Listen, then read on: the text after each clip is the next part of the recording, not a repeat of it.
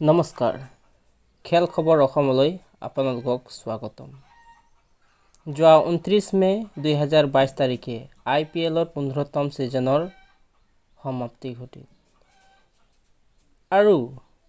9 June তাৰিখৰ পৰা 19 June তাৰিখলৈকে ভাৰত আৰু সাউথ আফ্ৰিকাৰ মাজত T20 মেচ আয়োজন কৰা হ'ব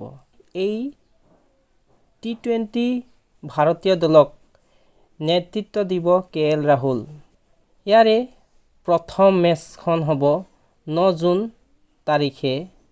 অৰুণ জেটলি ষ্টেডিয়াম দিল্লীত দ্বিতীয়খন মেচ হ'ব 12 জুন তাৰিখে বৰবতী ষ্টেডিয়াম কটকত তৃতীয়খন মেচ অনুষ্ঠিত হ'ব 14 জুন তাৰিখে ডক্টৰ YS ৰাজশেখৰা ক্ৰিকেট ষ্টেডিয়াম বিশাখাপট্টনমত চতুৰ্থখন মেচ অনুষ্ঠিত হ'ব 17 জুন তাৰিখ সৌৰাষ্ট্ৰ ক্ৰিকেট ষ্টেডিয়াম ৰাজকোটত আৰু পঞ্চমখন মেচ অনুষ্ঠিত হ'ব 9 জুন তাৰিখে চিন্নাস্বামী ষ্টেডিয়াম বেংগালুৰুত আহক এই সিৰিজত ভাৰতৰ দলক কোন কোন খেলুৱৈ অন্তৰ্ভুক্ত থাকিব তাৰে এক তথ্য দাঙি ধৰো হওক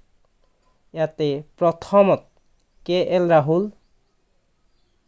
অধিনায়ক দ্বিতীয়তে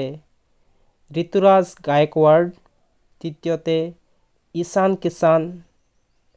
চতুৰ্থ দীপক হুডা পঞ্চম শ্ৰেয়াছ আয়াৰ ষষ্ঠ Rishabh Pant vice captain wicket keeper সপ্তম দিনেশ কাৰ্তিক উইকেট কিপাৰ অষ্টম হাৰ্দিক পাণ্ডিয়া নৱম ভেংকটেশ আয়াৰ দশম Yuzvendra Chahal 11 number Kuldeep Yadav 12 number Axar Patel 13 number Ravi Bishnoi 14 number Bhuvneshwar Kumar 15 number Harshal Patel 14 number Avesh Khan 17 number Arshdeep Singh আৰু 18 নম্বৰ উমৰান মালিক এইসকল সদস্যৰে ভাৰতীয় দল এই T20ত অৱতীৰ্ণ হ'ব